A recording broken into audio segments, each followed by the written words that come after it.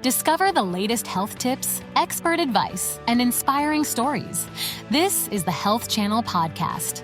Your journey to better health starts now.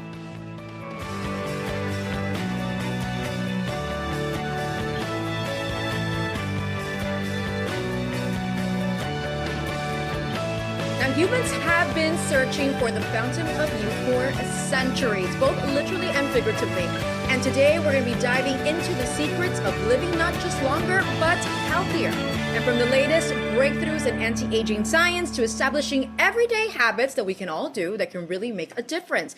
And we have the dream team with us here, Dr. Madeline Camejo, Chief Pharmacy Officer for Baptist Health, and Dr. Emilie Collongette, a Clinical Ambulatory Specialist. They are standing by to help separate fact from fiction and to answer your questions as well on this episode of Ask the Doc. I'm Kathy Buccio, and welcome to Ask the Doc, the show where we encourage our viewers to send in their health questions. So let's kick things off with a question from one of our viewers, because I personally want to know how to live a little longer, right? So today's first question comes to us from Reggie, who just reached out to us through our website, allhealthtv.com. Reggie's question is, hey doctors, my wife Talia and I are South Floridians, and even though we don't live in Soviet Georgia eating yogurt, we want to live to be 100.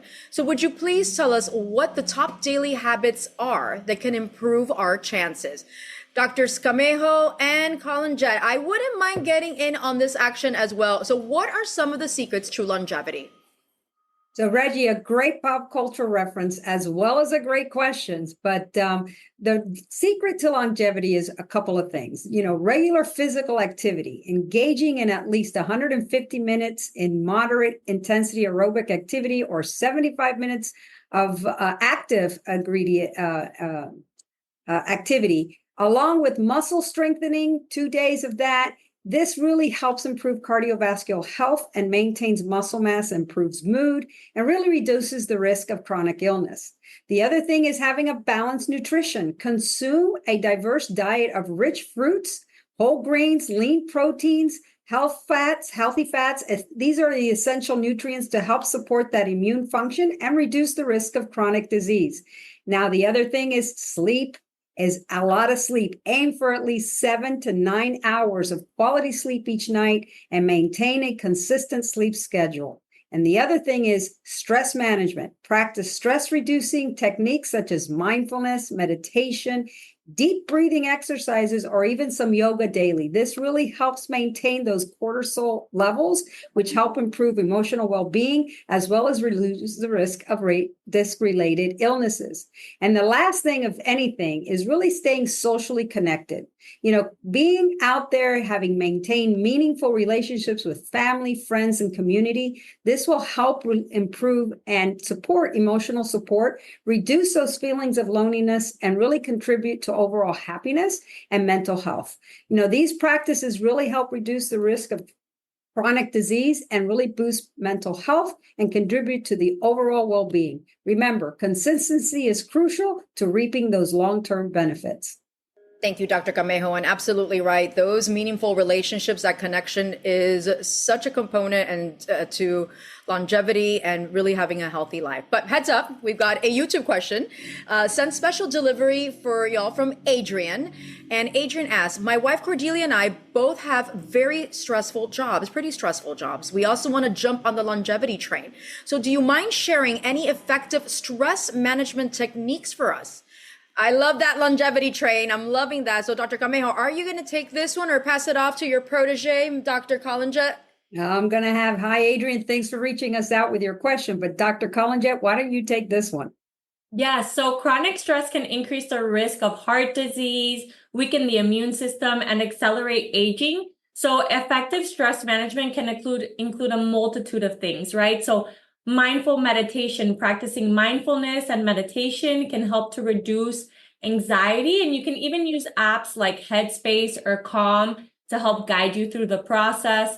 On top of that, regular physical activity. So physical activity releases endorphins, which are like natural mood lifters. So activities like walking, jogging, yoga, or even dancing can be effective.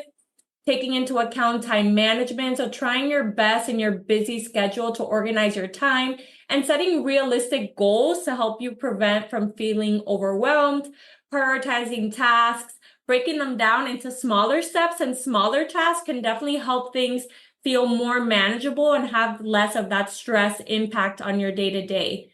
Healthy eating, right? So trying your best to follow a balanced diet can impact how you feel, making sure that you're incorporating foods rich in omega-3, antioxidants, and vitamins can help your body combat and manage that stress. And of course, if needed, professional help, right? Stress can become very overwhelming if it's persistent. Seeking help from a mental health professional can provide you with additional strategies and support. So those are just a few tips to consider. These are fantastic, Dr. Collongette. I know you mentioned Headspace and Calm. I really love one that's called Insight Timer.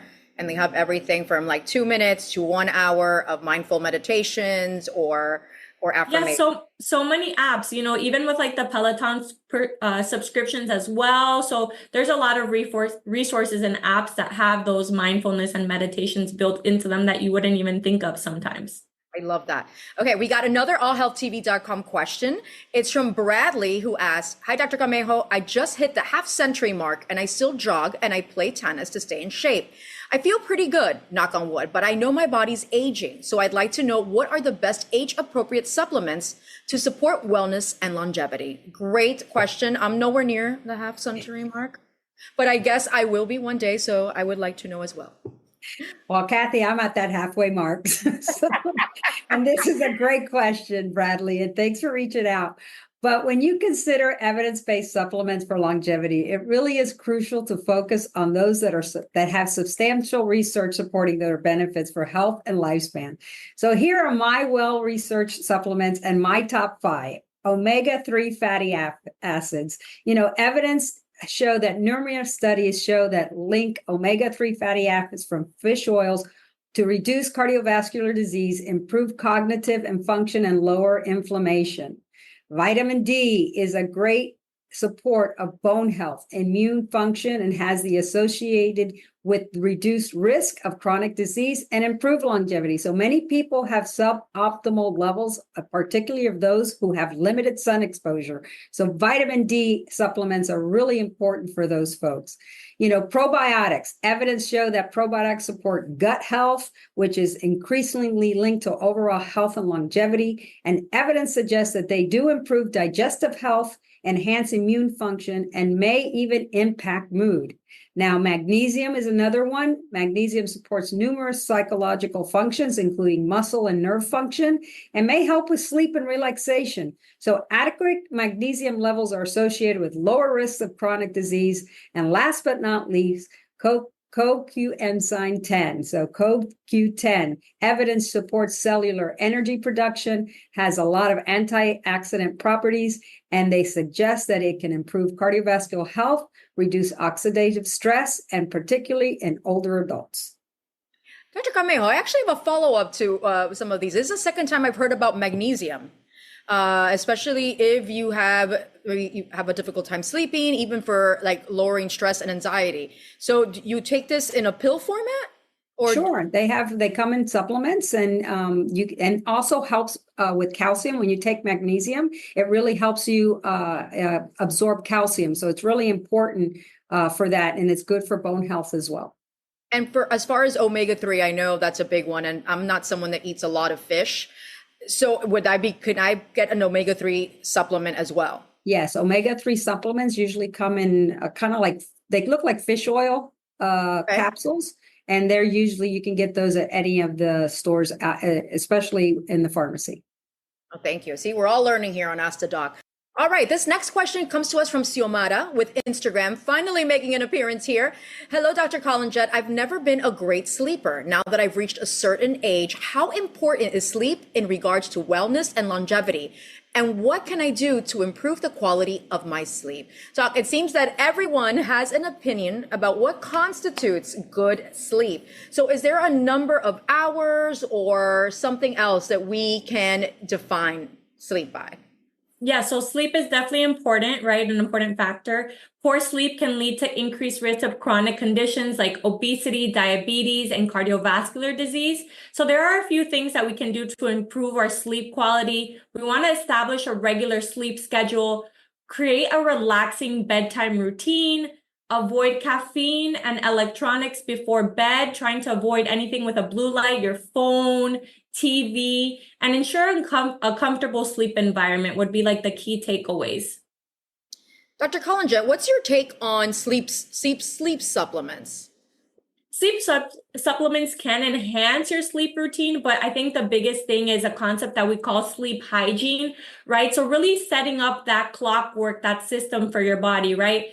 Making sure that you're dimming the lights, you're not getting into bed and spending a long time in bed. Let your mind kind of process, okay, this is a place to relax, to sleep. If you're taking melatonin, actually the blue light from our phones and from the TV deactivates that natural melatonin in your body, right? So it is important to follow these supplements with appropriate sleep hygiene and appropriate routine to really kind of bring everything together and really help your body get into that relaxation and that sleep state. Thank you for that. Now we've got another YouTube question, and this time it's from Doyle. And Doyle asks, Dr. C, I've noticed that as I've gotten older, I'm just not drinking as much water as I used to. Having said that, how important is hydration for health and longevity as one ages? All right, docs, how much H2O should our friend Doyle, and probably all of us, should be drinking? So Doyle, thanks for writing in and watching the show, but staying well hydrated really supports bodily functions, such as regulating body temperature, maintaining electrolyte balance, and aiding in digestion.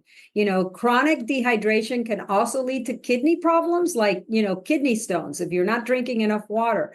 So make sure that, you drink and you hydrate, because cognitive decline is also risk of dehydration, increased risk of certain diseases. So drinking enough water daily, roughly 8 glasses of the most, is what is most essential for overall wellness. Oh boy, I got to up that. I have to up my hydration. I don't think I'm at 8 glasses per day. Okay, so I have work to do. All right, we have a really interesting Facebook question here. It's from Daphne, and she wants to know, hello doctors, are there specific diets or nutritional plans that are scientifically proven to enhance longevity? This is such a great question. It's almost like Daphne's asking if food can be considered medicine, and we know that it is. And that is true, Kathy. I think you're absolutely right. And Daphne, thanks for reaching out. But I would say the Mediterranean diet is the most renowned for its numerous health benefits. And based on traditional eating patterns of the countries bordering around the Mediterranean Sea, where you see a lot of those blue zones, this diet really emphasizes whole, minimal processed foods and healthy fats. And here are some of the key health benefits that are associated with the Mediterranean diet. Now, numerous studies have shown that the Mediterranean diet lowers the risk of heart attack, stroke, other cardiovascular events, and there's also mountain evidence that it shows that it can lower the risk of developing type 2 diabetes and improving glycemic control in those who have diabetes. Now, the diet's fiber-rich food promote healthy gut and improve digestive function. And lastly, a lot of the studies suggest that people who follow the Mediterranean diet have a lower risk of death from various causes, including cardiovascular disease.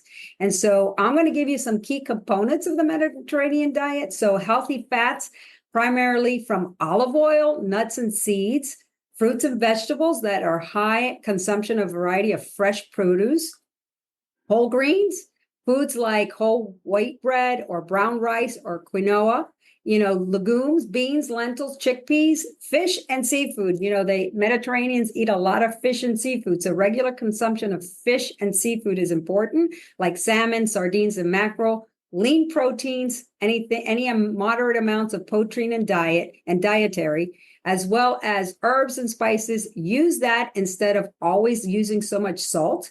And you know what? Red wine, consume in moderation, is really desired.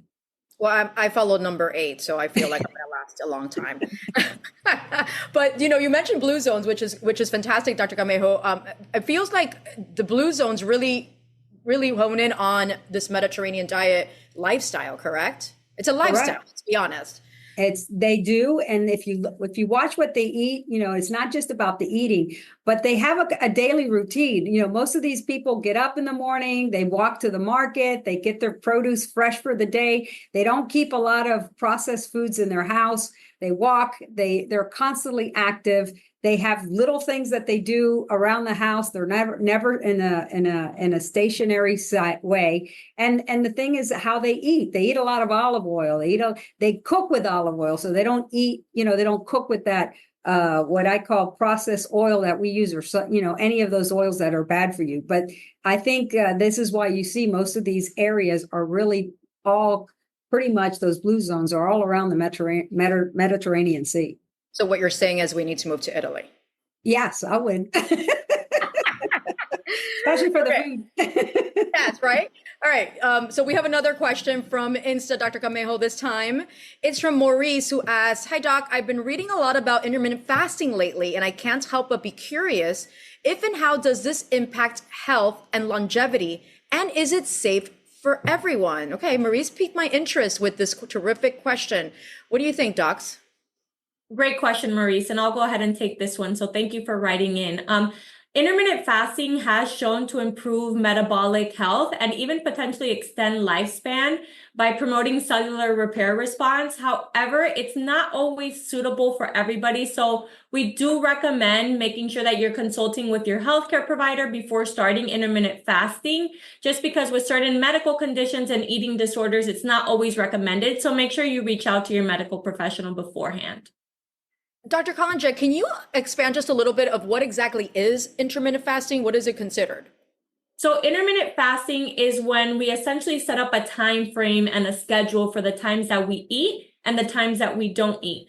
There are a variety of intermittent fasting schedules. For example, there are intermittent fasting where it's 12 hours eating, 12 hours not eating, or sometimes extended intermittent fasting may look at 8 hours, which you do eat, and 16 hours where you're fasting. So for example, you set a time of, let's say you eat between the hours of 12 p.m. and 8 p.m. And then from 8 p.m. to 12 p.m. the next day, you're in a fasting state where primarily you're just having water and not consuming food itself. But again, this is all dependent on your medical history. So it is important to make sure that you're consulting that with your healthcare provider. But what are you eating between the hours of 12 and 8, let's say? Because this isn't a window just to basically gorge, correct? No, the idea is you're still having, sometimes some people will follow smaller, more frequent meals. So maybe 4 to 6 smaller meals during those windows. So, every 2 hours having some type of small meal, which is focused, with incorporating protein, adequate fruit and veggie portions, as well as some carbohydrate intake. Sometimes if your schedule doesn't allow, making sure having within that window maybe 2 or 3 meals, but then making sure that we're incorporating, again, a variety of our food groups, making sure we're having adequate protein intake is going to be important. Those veggies and fruits for our fiber, natural sugars, and as well as some carbohydrate intake for adequate energy throughout the day. Thank you for that. Send in your questions to questions@allhealthtv.com or All Health Go on Facebook or YouTube, or visit the Ask the Doc page on our website, allhealthtv.com. All right, this next question is from Cecily, who reached out to us on allhealthtv.com. You should really check out the website when you get a chance. There is chock full of great information. I'm sure everything you're looking for is going to be on there. But let's get back to Cecily's question. She wants to know, Drs. Camejo and Collongette, my husband Armand is an exercise freak. Yes, I said freak. He really likes to push himself to the extreme. My question is this: can light physical activities like walking and or yoga contribute to longevity, or is high intensity exercise necessary? Okay, first of all, there might be some drama going on in the home gym here, and I'm okay with a little drama, but yes, this is a great question. So Kathy, a little occasional drama can be healthy too. By the way, but light physical activities like walking and yoga can contribute significantly to longevity, especially when performed regularly. That's the key. These activities improve cardiovascular health, flexibility, even mental well-being. And while high intensity exercise has its benefits, consistent, moderate activities can be used just as effective for promoting long-term health and reducing risk of chronic disease as well. Thank you. Okay, we got one question from Lenny. This time it's coming to us via Facebook. Doctors, how do over-the-counter supplements compare to prescription medications in terms of promoting wellness and longevity? I'm going to let Dr. Collongette take this one.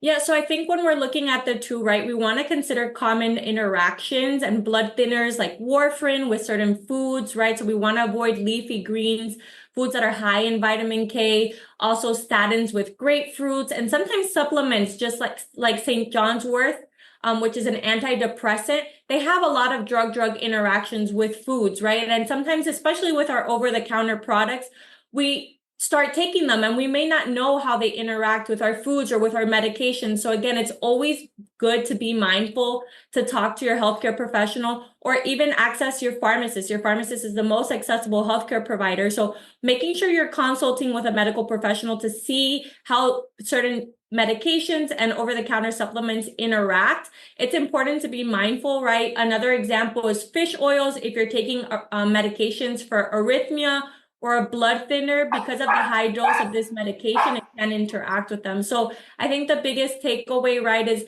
that with the over-the-counters, we don't always know the interactions off the top of our head. We just pick it off the shelf and start taking it. So always consulting your healthcare professional before starting any over-the-counter or prescribed medication. Thank you so much. Now, this one is for Dr. Camejo, and it comes to us from Audrey. She wants to know, how can I make healthier food choices when I have a busy lifestyle? I feel like I'm Audrey. So yes, this is a great question. Dr. Camejo.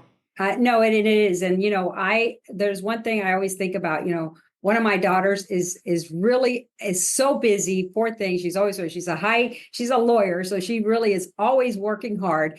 But one of the things that she does great, and it really is what makes a difference, is she plans meals in advance, focusing on whole foods, preparing simple, nutritious meals so that helps keep you on track, and helping keep those healthy snacks on hand, like, keep nuts, fruits, yogurt, avoid any processed high sugar or unhealthy fats. Also, making small gradual changes rather than overhauling your diet all at once can make healthy eating even more sustainable. I think that's the issue with a lot of folks. They're anxious about, oh, I want to get healthier, and they want to do everything, do a complete overhaul of diet. I always say the most important thing is really get in, do it slowly, change your eating habits. And if you meal prep ahead of time, 2 or 3 days, it really takes the stress off. You can get home, put your meal in the microwave or oven, and you're done. So I think preparing is really important. I always see her every weekend. She prepares her meals for the week, and she does an amazing job of staying healthy and a very, very busy lifestyle. Meal planning is a fantastic idea, Dr. Camejo. And I have one more question for you, actually. It's from Alicia from Instagram. Dr. Camejo, what are some superfoods that contribute to long-term wellness, and why are they beneficial? So superfoods like blueberries, kale, salmon, nuts, green tea are packed with nutrients that are full of antioxidants and really healthy fats that can help reduce inflammation, support heart health, and even boost immunity. Now, these foods really contribute to overall health by providing essential vitamins and minerals that really support body functions. The berries are really one of the best. Strawberries, blueberries, any raspberries, those berries have a lot of antioxidants. So those are things that I would really look at doing for long-term wellness. Absolutely. Well, thank you for that. Now, Dr. Camejo, Dr. Collongette, I want to get your feedback. We've had so many great questions today, so much great information, but what would be a good recap or what we want to take away from today's Ask the Doc?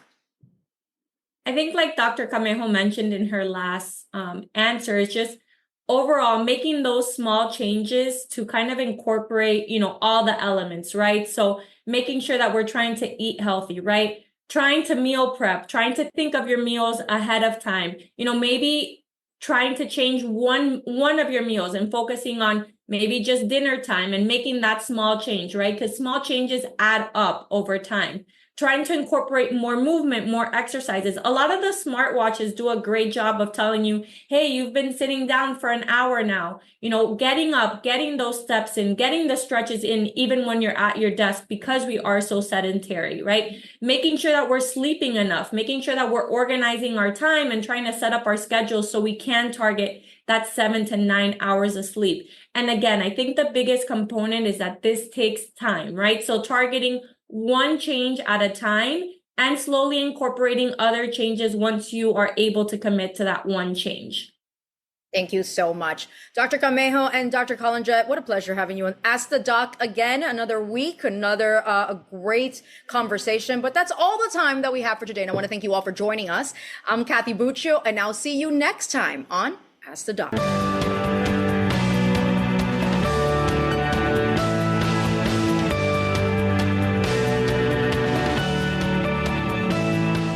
Thank you for listening to the Health Channel podcast. We hope this information has been useful. However, please remember that only your doctor can advise you about what is best for you. Do not start, modify, or suspend treatment based on anything you have heard on this podcast. Please join us again soon.